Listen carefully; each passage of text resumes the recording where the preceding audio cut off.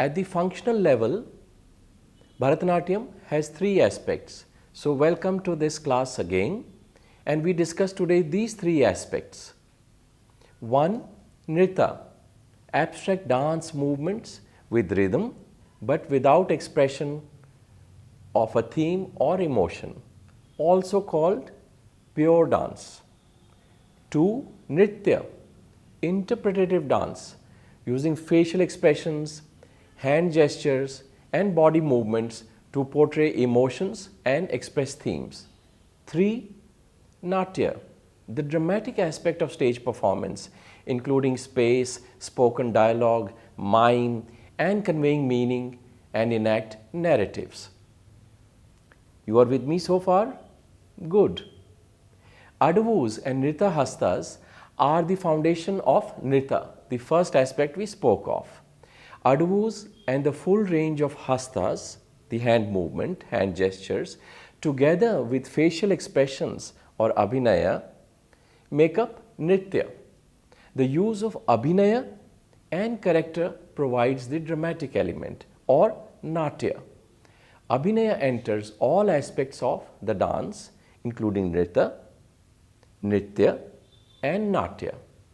For Vachika Abhinaya, when you sing and dance, when you speak and dance, as in some traditions, Kuchipudi, Bhagavata Mela Natakam and many others, the Vachika Abhinaya, one should understand the lyrics or the words of music.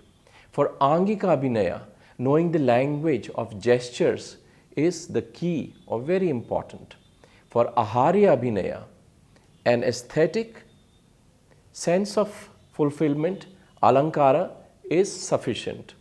Some familiarity with Indian dance style and dress and decoration also helps, which is why I am sitting in such a nice colored kurta for you today, because Aharya or costume and makeup also is important.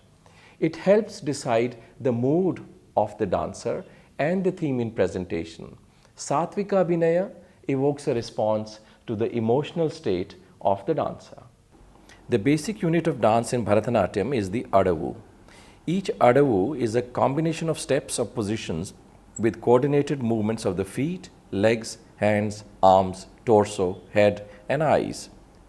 Adavus like Aryamandi give Bharatanatyam its distinct look. The Adavus, numbering around 120 in all, are divided into numerous groups and subgroups. Some Adavus are accompanied by rhythmic syllables or solukattus or cholukattus that put together the steps of the Adavu in a sequence or time meter. Cholukattus, which in Tamil means spoken, soul, chol, structure, kattu, is a verbal description of an arrangement of beats or steps. For example, the phrase Tayyum ta ta tayyum ta is the Cholukattu for an Adavu named Natavadu. Various Cholukattus have phrases like Tayya Tayyi Taring Taganutom or Kittatakatiganutarikatitom. In Bharatanatyam, when we use hands, gestures, the language is called hastas. Often you hear the word mudras. Mudras is used for iconography. It is for statues, for inanimate objects. But for animate or living beings, it is hastas. So we have hastas and sometimes hastra mudras loosely used. These are one-handed hastas or two-handed hastas, which you all very well know of. These are many different varieties and combinations, and you can always study them at length in the comfort of your own home and time. Today, we take you on this journey of these details in Bharatanatyam language. When a hasta is employed in a specific context for a specific purpose, it gets a special name for that use. For example, hastas are used to denote deities, celestial bodies like the 9 planets, or relations. Their names are changed according to the application. All the hastas found use in Nritya, but only a subset of them are used in Nritya. These are also called Nritya hastas. During Nritya, the hastas convey no meaning. They are purely decorative.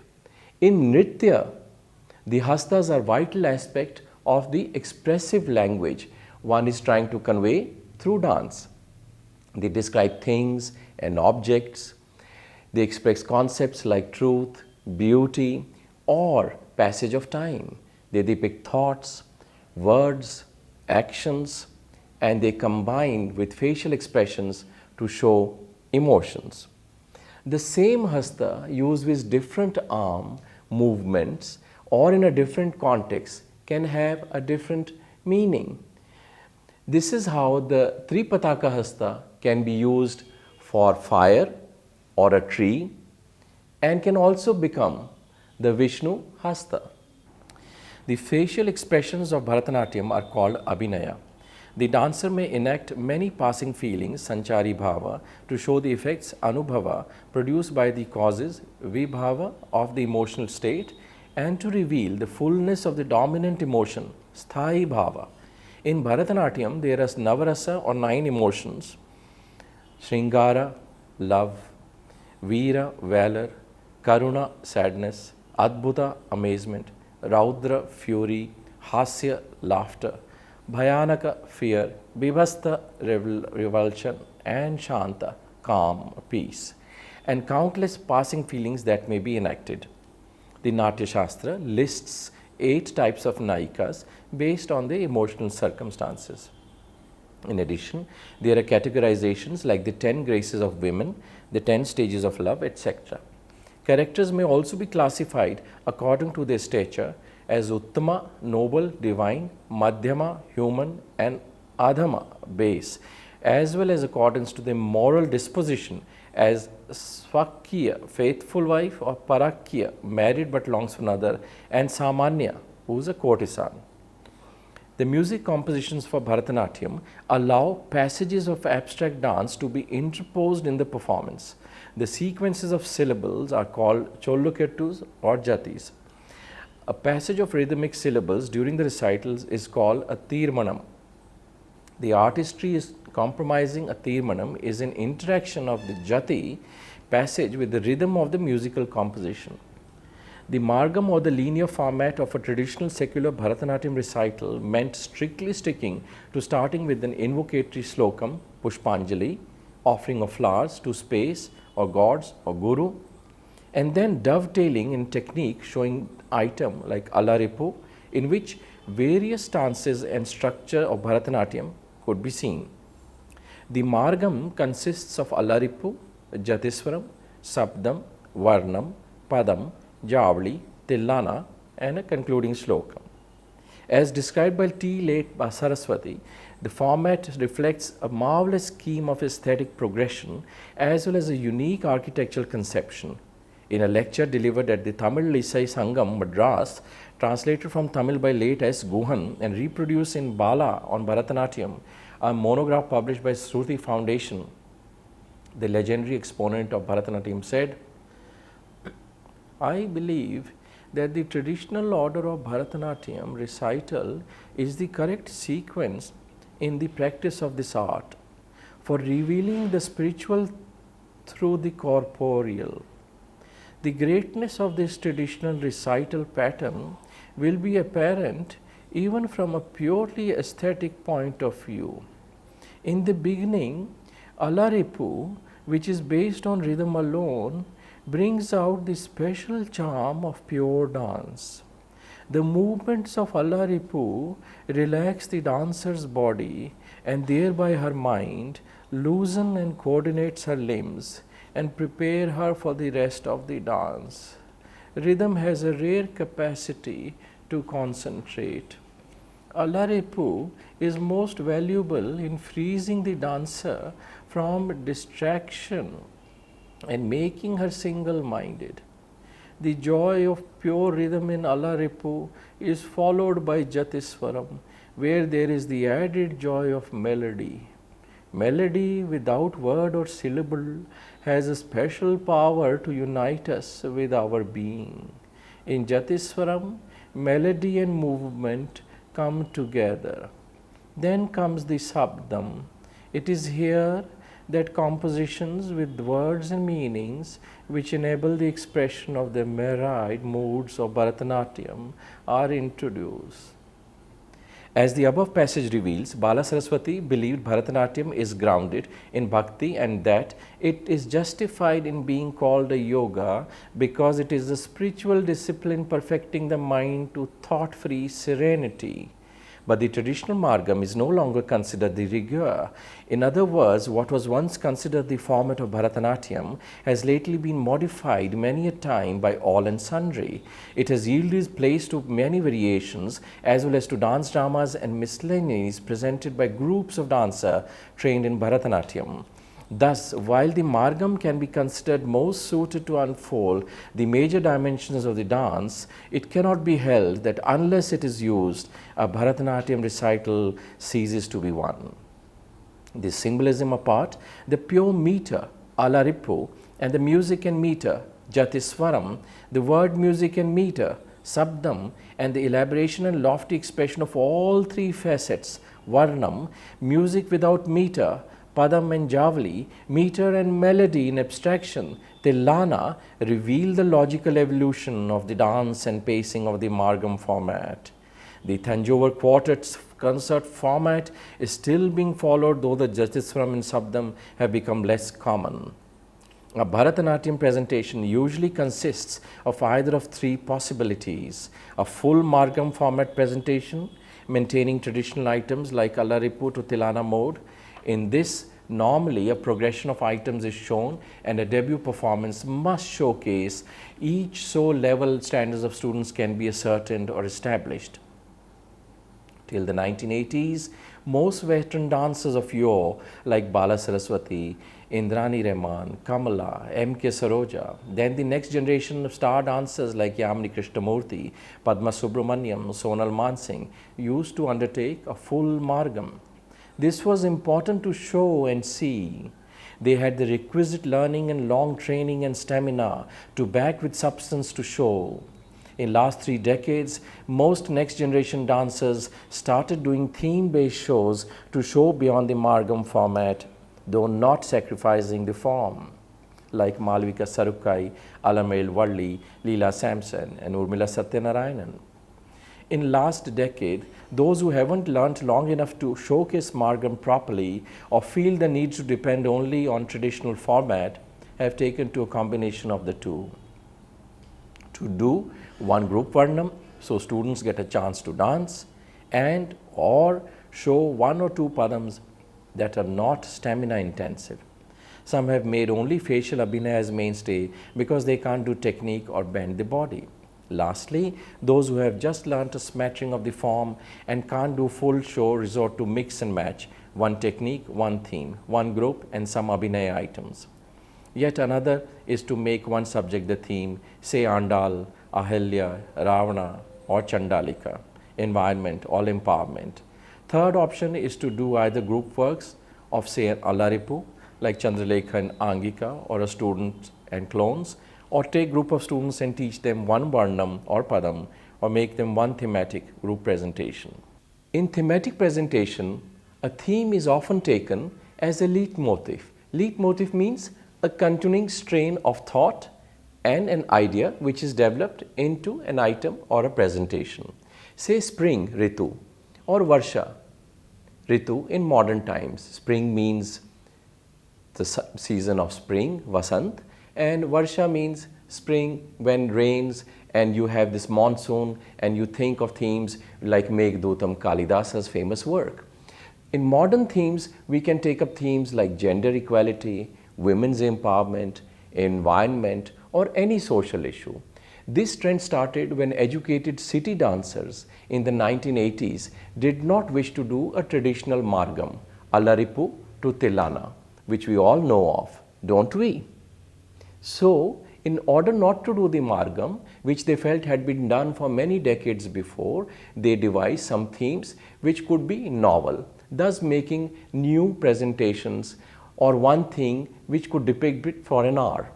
Say for example, one takes a theme of child empowerment or gender equality, or take from a specific era, say Sangam poetry. So instead of doing 5 or 7 items in a margam, one would do 1 hour's presentation or more on one theme.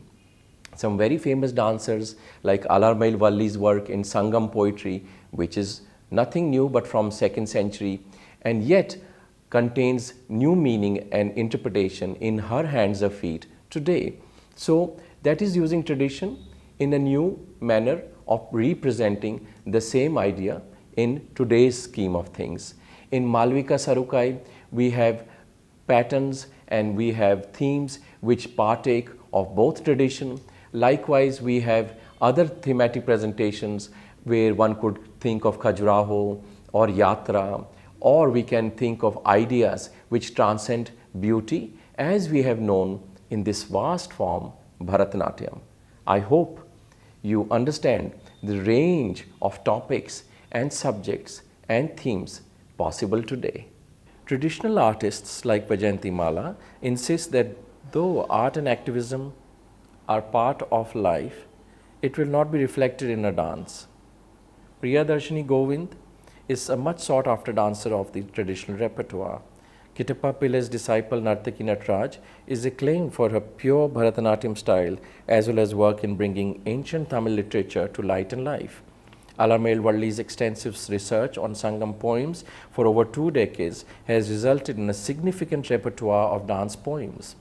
Valli feels that folk and popular arts are a better tool for protest. It looks forced if we use Bharatanatyam to talk about violence, rape or corruption.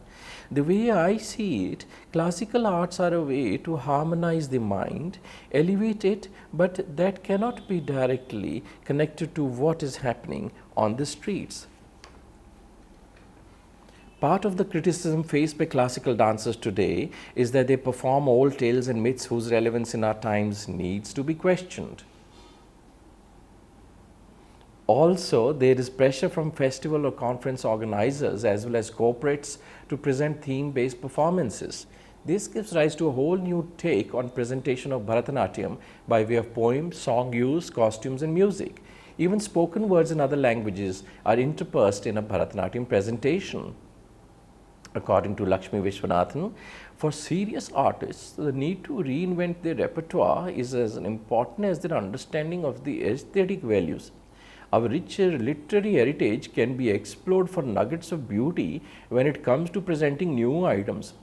With a view to present epic women other than the usual heroines such as Sita or Draupadi, I sifted through Tamil poetry and found remarkable verses on 2 mothers, Kaushalya and Devaki. They are, in my opinion, supremely selfless women whose voices can be heard if we care to listen. While the intensity of a Karaikal Ammayar can give scope to both Tandava and Lasyan depiction, the sweet words of Andals in Nachayar Tirumuri are like the song of Koyal bird she sends a messenger to Lord Ranganatha. In Kannada, we have a passionate verse of Akka Mahadevi.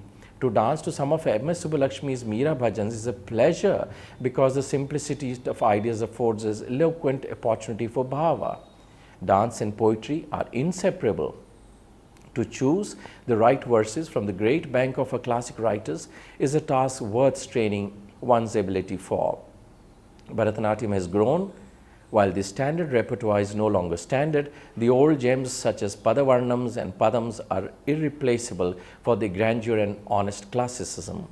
However, a new repertoire for special programs culled out of rich literature and tuned tastefully is sure to make Rasikas sit up and watch. Geeta Chandran's Gandhi, Warp and Weft, focusing on Mahatma Gandhi playing the role of hero in the epic of India's struggle, has been acclaimed for its sensitive portrayal. Her choreographies, her voice, and imagining peace articulated her conviction that dance can be a vehicle to build social bridges. Her Kekai and choreographies on the themes of drugs have thrown the spotlight on issues of social stigma. Mythologies Retold addresses the social curse of female feticide. Geeta is also known for using Bharatanatyam to amplify gender and environmental issues. Rama Vedyanathan's Chitravali actually had her performing Bharatanatyam to a backdrop of miniature paintings and all Hindustani music ensemble. Her Mad and Divine on women porn set of huge success. Urmila Satyanarayan is happy with doing the Margam as also thematic production like Panchali of Mahabharata or Meera, the Lotus of Prem on the Saint Poet.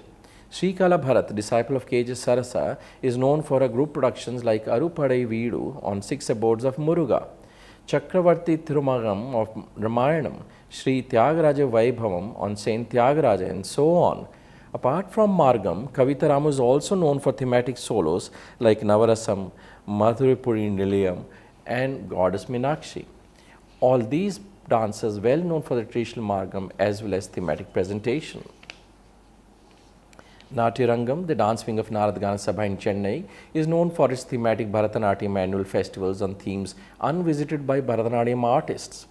Some of the festivals over the years are Bhupala Bharatam on Kings, Ramayana Bharatam on 6 Khandams in 5 languages, Dasa Bharatam on Bharata saint poets, Kshetriya Bharatam on holy places, Tirtha Bharatam on holy rivers, Bharatam Kari Karyam on Tamil short stories, Vande Matram on India's freedom struggle, Bandhava Bharatam on relationship, etc. This festival offers young dancers a platform for experimentation and exploration of new horizons in Bharatanatyam, encouraging them to use their creative skills. Some presenters conceive evenings devoted to only Padams, only Varnams, and only Javlis. Bharatanatyam is also juxtaposed with other dance styles. In USA, the Cleveland Festival commissions group Bharatanatyam productions on chapters of Ramayana and Mahabharata, choreographed by eminent teachers like Radha, Jayanti Subramaniam, Radhika Shurajit, Nartaki Nataraj, Anita Guha, etc. Gurus specializing in dance dramas are Krishna Kumari Narendran, Sheila Urni Krishnan, Anita Guha, Chitra Visweswaran, the Dhananjayans, and P. Bhanumati, to name a few. Kalakshetra is of course famous for its dance dramas, with the new students going solo recitals. Kalakshetra products Srijit Krishna actually choreographed Man in the Iron Mask a few years back. In expressional dance, Kalakshetra has not held much sway. A stylistic school represented by Kalanidhi Narayan started influencing Bharatanatyam stances in the 80s and has been gaining ground since then. Narayana and her disciples are undeniably the most visible face of Bharatanatyam expression today. And paradoxically enough, this style emphatically emphasizes the titillating aspect of sensual love is now being taught in Kalakshetra.